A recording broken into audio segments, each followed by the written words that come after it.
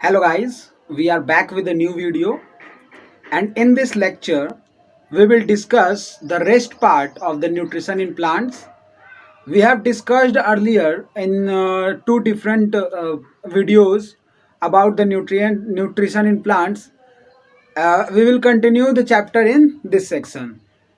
Let's start. चलिए अब हम लोग फिर स्टार्ट करते हैं न्यूट्रिशन इन प्लांट के शेष वीडियो को जो हमने पिछले दो क्लासों में कर रखा है। तो nutrition in plants, what are the nutrition को मैंने बताया था कि the mode of taking food is called nutrition and its utilization by the body. The mode of taking food and its utilization by the body is called nutrition. भोजन लेना और इसका utilisation करना हमारे बॉडी के द्वारा ही न्यूट्रिशन कहलाता है। यहाँ तक हम लोगों ने चर्चा किया था और भी चर्चा किया, बहुत सारा फोटोसिंथेसिस के बारे में बताया लास्ट वीडियो में जाकर के, और हमारे प्लेलिस्ट में जाकर के आप देख सकते हैं। फिर उसके बाद न्यूट्रिशन के फोटोसिंथेसिस के बारे में बताया, प्रोडक्ट ऑफ फोटोसिंथेसिस क्या क्या है, फोटोसिंथेसिस में अच्छा कौन सा पिगमेंट है ग्रीन प्लांट्स का, वो जो है फोटोसिंथेसिस के लिए ज़रूरी है। ठीक है, फिर अलग अलग कलर्स जो होते हैं पत्तियों में वो किस वजह से होते हैं, इन सारे रीजन्स को हमने डिस्कस किया। ठीक है, आज हम लोग डिस्कस करेंगे the other mode of nutrition, the other mode of nutrition in plants. The other mode of nutrition in plants, the other mode of nutrition in plants we will discuss in this video. तो पहला देखते हैं क्या होता है कि कुछ plants के पास क्लोरोफिल नहीं होता है।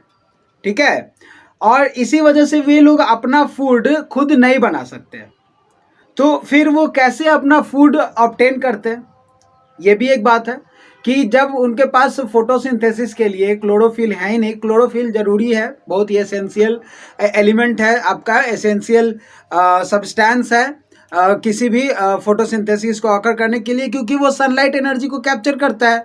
तो जब सनलाइट एनर्जी को कैप्चर ही नहीं कर पाएगा तो फोटोसिंथेसिस ऑकर कर कैसे पाएगा। तो इसके लिए हम लोग फिर क्या करेंगे कि जानेंगे कि अदर मोड ऑफ न्यूट्रिशन क्या क्या है, जैसे कि हेट्रोट्रॉफिक टाइप के, हेट्रोट्रॉफिक नेचर के प्लांट्स के बारे में जानेंगे। हेट्रोट्रॉफिक न्यूट्रिशन के बारे में ये बताया था कि हेट्रो का मतलब क्या होता है अदर, एंड ट्रोफोस का मतलब क्या होता है नॉरिशमेंट। जैसे यानी इसका मतलब क्या है कि एनी एनिमल और anything that is depended on other plants, other animals for their food is called heterotrophs, and the nutrition they follow is heterotrophic nutrition. इसके बारे में हम लोग चर्चा कर चुके थे। तो इस वाले सेक्शन में हम लोग अब आगे चलते हैं। तो पहला देखते हैं क्या, पैरासाइटिक प्लांट्स।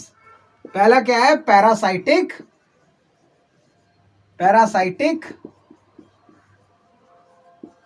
प्लांट्स। पहला क्या देखते हैं, पैरासाइटिक प्लांट्स।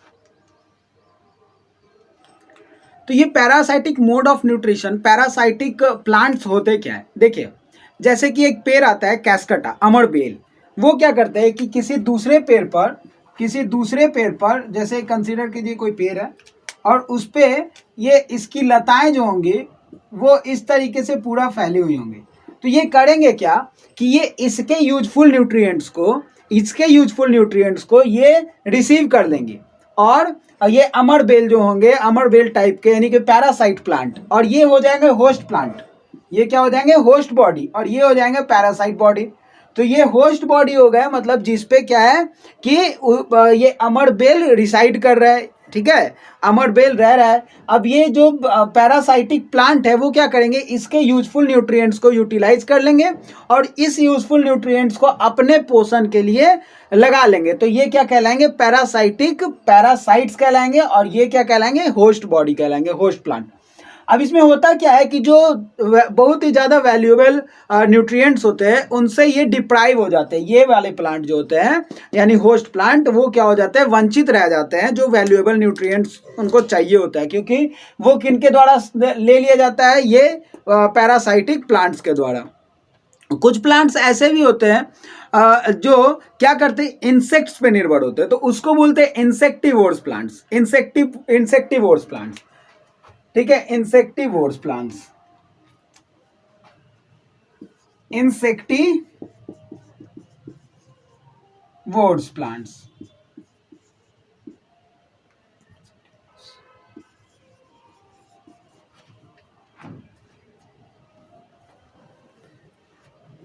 इंसेक्टी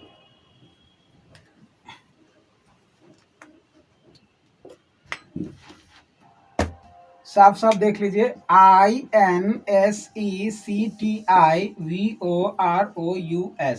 insectivorous plants.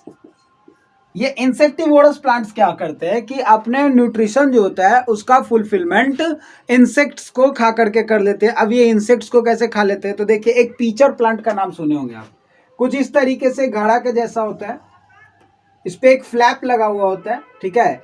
ये क्या होता है कि ये हमेशा ओपन होता है, ये इसका ओपन रहता है, ठीक है।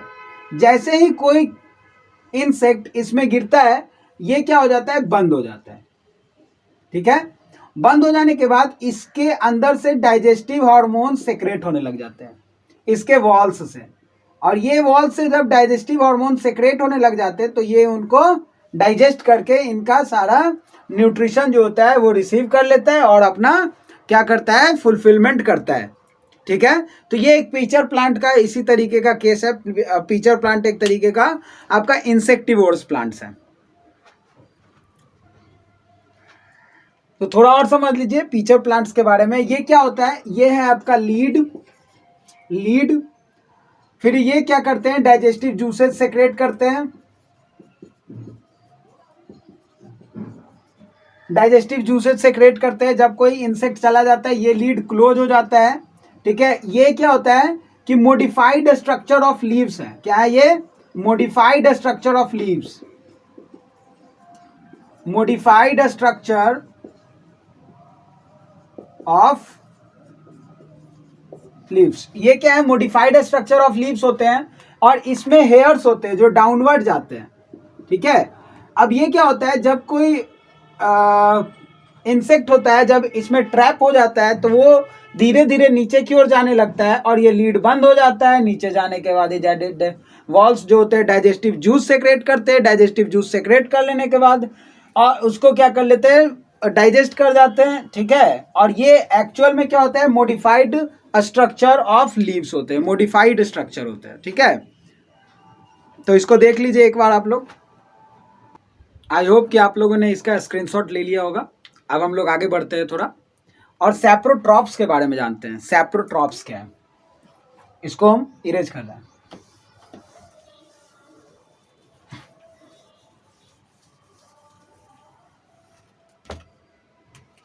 Saprotrophs,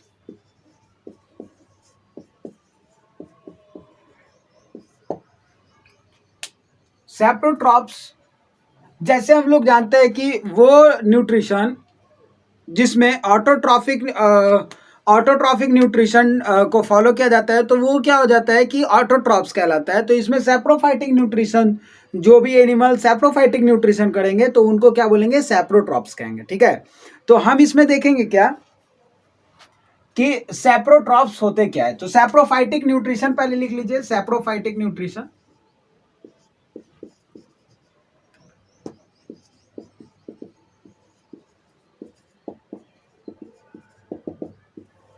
the mode of nutrition, the mode of nutrition,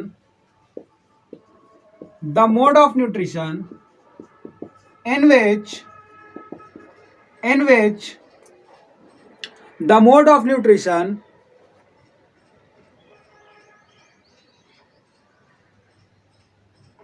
in which the mode of nutrition in which an organism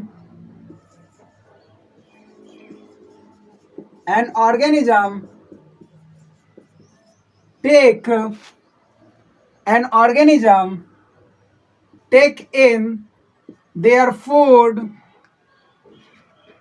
take in its food in the form of, in the solution form,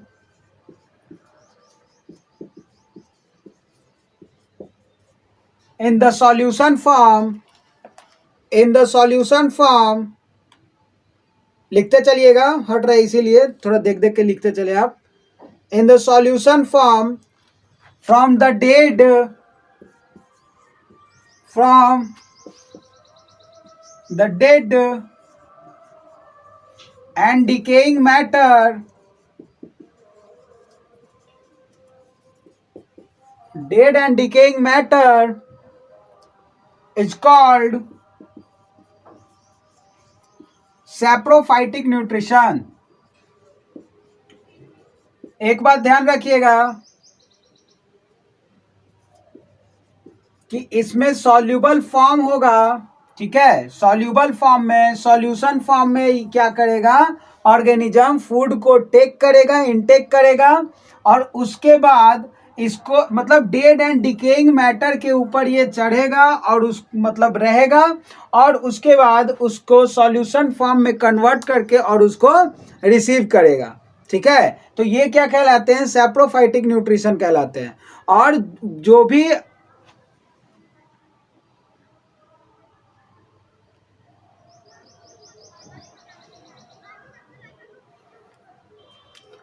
ठीक है, और जो भी animal या जो भी organism इस तरीके के मोड ऑफ न्यूट्रिशन को फॉलो करते हैं वो सैप्रोट्रॉप्स कहलाते हैं. तो लिख लीजिए, and the organism which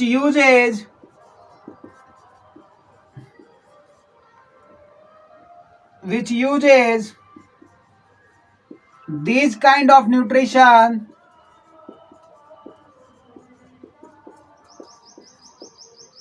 is called, ऐसा करिए, द ऑर्गेनिजम्स लिख लीजिए, विच यूज कर लीजिए और उसके बाद छोड़ दीजिए. The organisms which use these kind of nutrition are called, दिख रहा है ना, सैप्रोट्रॉप्स. सैप्रोट्रॉप्स, सैप्रोट्रॉप्स ये क्या कहलाएंगे, सैप्रोट्रॉप्स कहलाएंगे.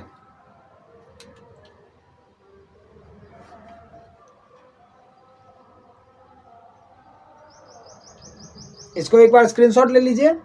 चलिए, तो सैप्रोट्रॉप्स आई होप कि आप लोग समझ गए होंगे. इसमें अब एक एग्जांपल क्या हो सकता है, तो एग्जांपल में फंगस हो सकता है. क्या होता है कि आप क्या कर सकते हैं कि एक ब्रेड को हल्का सा उसको मॉइस्ट करके और मॉइस्ट एंड वार्म प्लेस पे थोड़ा दिन के लिए, 2 दिन के लिए या 3 दिन के लिए छोड़ दीजिए. उस पर आपको क्या दिखेगा, एक वाइट कलर का फ्लफी मटेरियल दिखेगा, ठीक है. वो मटेरियल कुछ नहीं, वो एक ऑर्गेनिज्म है और उसी को हम लोग फंगी बोलते हैं, फंगस बोलते हैं या फंजाई बोलते हैं, कुछ भी, फंजाई, फंगस, फंगी, कुछ भी बोल सकते हैं, ठीक है, जैसा कि आप बोलते होंगे. फिर उसके बाद क्या है, जैसे कि आप देखते हैं मशरूम, मशरूम भी क्या है, एक फंगस है. वो क्या होते हैं, लकड़ियों पे होते हैं या फिर पूरा डेड एंड डिकेइंग मैटर्स पे होते हैं, है ना. वो क्या डेड एंड डिकेइंग मैटर्स पे होते हैं और वो अपना डाइजेस्टिव जूसेस को सेक्रेट करते हैं, ठीक है.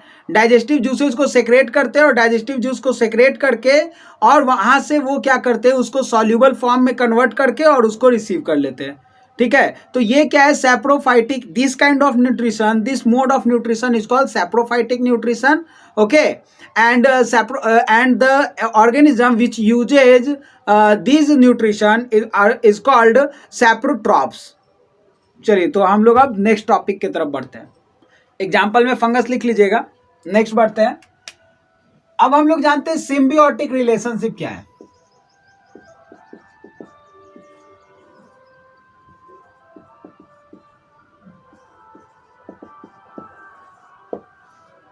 लिखिए, some organisms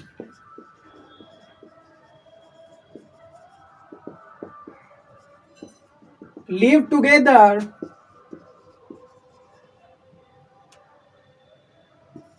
and share shelter and nutrients share shelter and nutrients. This is called symbiotic relationship.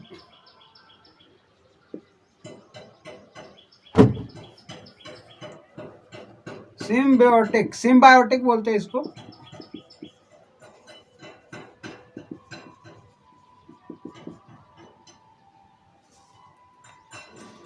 यहाँ पे थोड़ा सा देख लीजिएगा सिम्बायोटिक रिलेशनशिप. सिम्बायोटिक रिलेशनशिप हम लोग देखें. इस सिम्बायोटिक रिलेशनशिप में होता क्या है कि दो ऑर्गेनिजम्स जो होते हैं वो क्या करते हैं कि एक जगह आप रहते हैं और शेल्टर को और न्यूट्रिएंट्स को दोनों शेयर करते हैं. अब इसमें जैसे कि एग्जांपल्स भी दिए थे हम कि लास्ट क्लास में, प्रीवियस क्लास में, कि जैसे लेग्यूमिनस प्लांट्स में क्या होता है कि राइजोबियम होते हैं उनके रूट नोड्यूल्स में. वो क्या करते हैं, लेग्यूमिनस प्लांट्स का न्यूट्रिएंट्स रिसीव करते हैं, ठीक है, और वहाँ पे रहते भी हैं, और उनको क्या करते हैं, नाइट्रेट्स जो होते हैं सॉल्युबल फॉर्म में उनको प्रोवाइड करवाते हैं. ठीक है, तो ये इस बात की हम चर्चा किए थे लास्ट क्लास में, है ना. तो उसी से रिलेटेड है ये भी सिम्बियोटिक रिलेशनशिप. उसका उदाहरण, इसका उदाहरण ही वो था. एक मिनट रुकिएगा.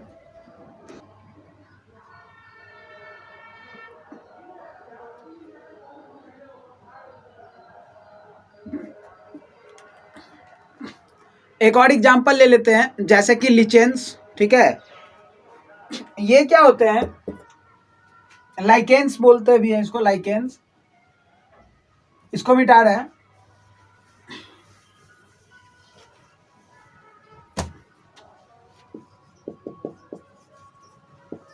ये एक ऑर्गेनिज्म है. इसमें कौन कौन होते हैं, तो अलगी और फंगस दोनों रहते हैं. अलगी एंड फंगस. हम सभी लोग जानते हैं कि ये अलगी जो है क्लोरोफिल कंटेनिंग ऑर्गेनिज्म है.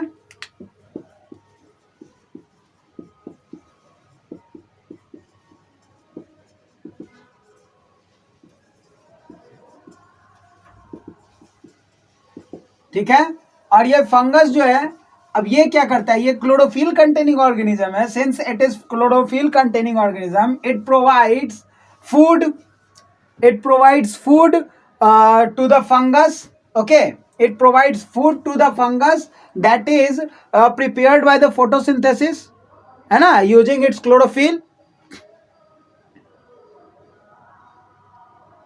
है ना, यूजिंग इट्स क्लोरोफिल. ये क्या करते हैं कि क्लोरोफिल का यूज करके अलगी फोटोसिंथेसिस के थ्रू फूड प्रिपेयर करते हैं, और किनको देते हैं, फंगस को प्रोवाइड करते हैं. और फंगस इन रिटर्न क्या प्रोवाइड करते हैं, water and shelter. Water and, इसको हम ब्लैक से लिख देते हैं, वाटर एंड शेल्टर. ठीक है, और ये चूंकि क्लोरोफिल कंटेनिंग ऑर्गेनिज्म है, तो ये क्या करते हैं, it prepares food from photosynthesis.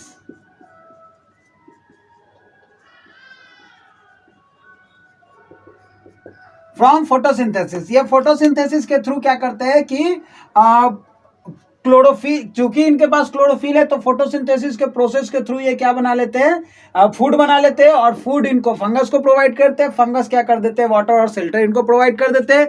दोनों एक दूसरे के साथ रह करके अपना मतलब इस सिम्बायोटिक रिलेशनशिप को अपना करके और बहुत ही मजे से रहते हैं, है ना.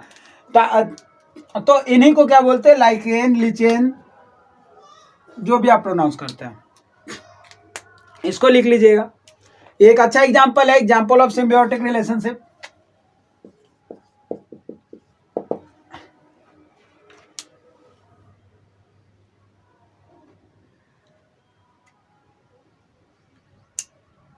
चलिए, लिख लिए होंगे, तो इसको भी हम लोग मिटाते हैं. एक और लास्ट टॉपिक है, उसको हम लोग क्लियर कर लेते हैं, फिर उसके बाद ये चैप्टर क्लोज हो जाएगा. ठीक है, तो इसको हम लोग देख लेते हैं.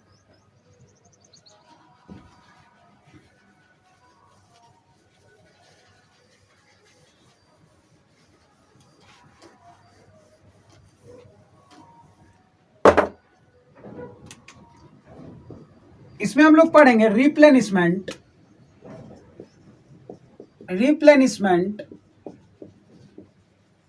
Of nutrients in the soil. देखिए इसकी चर्चा हम पहले कर चुके हैं, ठीक है, इसके चर्चा हम पहले भी कर चुके हैं, लेकिन फिर से एक बार बता देते हैं। होता क्या है कि हम लोग मैन्योर और फर्टिलाइजर्स का नाम सुने होंगे, मैन्योर्स एंड फर्टिलाइजर्स। आप दोनों में डिफरेंस जानते हो कि नहीं पता नहीं, लेकिन आप जान लो आज। मैन्योर्स जो होते हैं वो क्या होते हैं, ऑर्गेनिक मटेरियल होते हैं,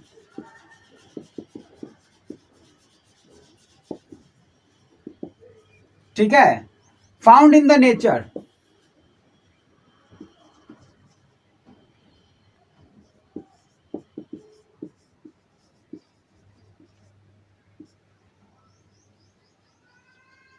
ठीक है, that is found in nature, organic material that is found in nature. फिर उसके बाद फर्टिलाइजर्स जो होते हैं वो क्या होते हैं, इनऑर्गेनिक मटेरियल होते हैं, सबस्टांस बोल सकते हैं।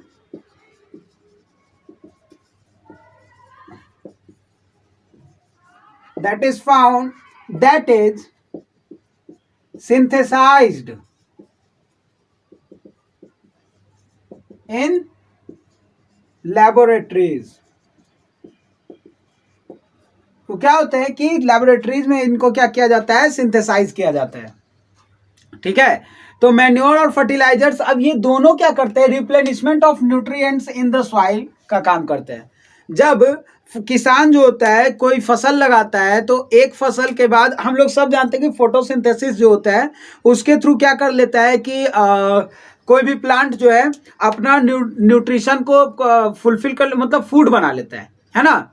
लेकिन उसको अदर न्यूट्रिएंट्स भी तो चाहिए होते हैं, जैसे प्रोटीन। अब ये प्रोटीन कहाँ से बनाएगा, तो प्रोटीन बनाने के लिए ये क्या करते हैं, नाइट्रोजन का यूज करते हैं, ठीक है, नाइट्रोजन का यूज करते हैं। और ये नाइट्रोजन जो है बहुत सारा, ये आपके एयर में बहुत ज़्यादा मात्रा में, बहुत हाई अमाउंट में क्या है, नाइट्रोजन है। अब ये नाइट्रोजन डायरेक्टली नहीं रिसीव कर सकते, ठीक है, डायरेक्टली नहीं रिसीव कर सकते, ये भी है, ठीक है। तो नाइट्रोजन से क्या करते हैं, ये प्रोटीन बनाते हैं। लेकिन क्या होता है कि जब कोई एक फसल लगा दिया जाता है तो उस समय क्या हो जाता है कि जो सॉल्यूबल फॉर्म में जो नाइट्रेट होता है वो कम हो जाता है मिट्टी में, ठीक है। तो फिर उसको फुलफिल करने के लिए आप करते क्या है, मैन्योर्स और फर्टिलाइजर्स का यूज करते हो। सिर्फ और सिर्फ नाइट्रोजन ही नहीं, आप तीन चीजें, ये तीन चीजों को फुलफिल करता है। इसको याद रखेंगे, एनपीके क्या है, एनपीके नाइट्रोजन, फॉस्फोरस,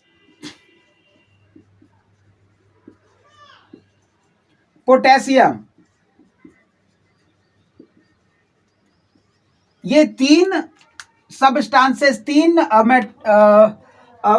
न्यूट्रिएंट्स को क्या करते हैं, फुलफिल कर देते हैं, ठीक है, इसमें सॉइल में। लेकिन एक नेचुरल तरीका भी है जिससे कि नाइट्रोजन का जो अमाउंट है वो बना रह सकता है सॉइल में, और वो है लेग्यूमिनस प्लांट्स। लेग्यूमिनस प्लांट्स का अगर यूज करता है कोई दो किसान अपने फसल के बीच में, तो वो क्या होता है कि जो लेग्यूमिनस प्लांट्स होते हैं उसके रूट नोडुल्स में राइजोबियम होते हैं, जो हम पहले भी चर्चा की, बार बार कर रहे हैं, राइजोबियम होते हैं। और ये राइजोबियम खुद अपना भोजन नहीं बना सकते, है ना। तो ये क्या करते हैं कि जो भोजन बनाया जाता है प्लांट्स के द्वारा, उनका यूटिलाइज कर लेते हैं ये। और ये क्या करते हैं कि बदले में जो नाइट्रोजन होते हैं बहुत बाहर गैसियस फॉर्म में, उनको क्या करते हैं, नाइट्रेट्स में कन्वर्ट करके इनको सॉल्यूबल फॉर्म में प्रोवाइड करवा देते हैं। जिससे कि क्या होता है कि क्रॉप्स जो होते हैं जो बहुत ज़्यादा मात्रा में नाइट्रोजन का यूज कर लेते हैं प्रोटीन बनाने के लिए, वो इनका यूज करके और क्या कर लेते हैं, प्रोटीन मतलब नाइट्रोजन को फुलफिल करवा देते हैं, ठीक है। तो इस तरीके से ये एक सिम्बियोटिक रिलेशनशिप का ही उदाहरण है। और इसी वजह से जो है दाल दलहन के पौधों में आप सुने होंगे दाल में बहुत प्रोटीन होता है। क्यों होता है, ये इसका वजह है, ठीक है, ये भी एक वजह है, बाकी और भी वजह हो सकता है लेकिन ये भी एक वजह है, ठीक है। तो दाल में बहुत सा जो दलहन यानी लेगुनस प्लांट्स के बारे में बात किए, सिम्बियोटिक रिलेशनशिप के बारे में बात किए, फोटोसिंथेसिस के बारे में बात किए, product of photosynthesis, importance of photosynthesis, autotrophic nutrition, heterotrophic nutrition, saprophytic nutrition, इन सारे बातों की चर्चा की है हमने इस लेक्चर में, इस सीरीज में, न्यूट्रिशन इन प्लांट्स के सीरीज में। आई होप कि आप सभी लोग इसको सीखे होंगे बहुत बढ़िया तरीके से, ताकि ये आपके अगले आने वाले एग्जाम में, और इसको बार बार देखिए, इसको बार बार देखते रहिएगा तो आपको इसके ऊपर जितने भी क्वेश्चंस आएंगे आप उसको डील कर सकते हैं with concept by concept that is provided by our channel. हाँ, लाइक एंड सब्सक्राइब करना ना भूले, शेयर भी करें ताकि आप लोग का सपोर्ट मिले मुझे।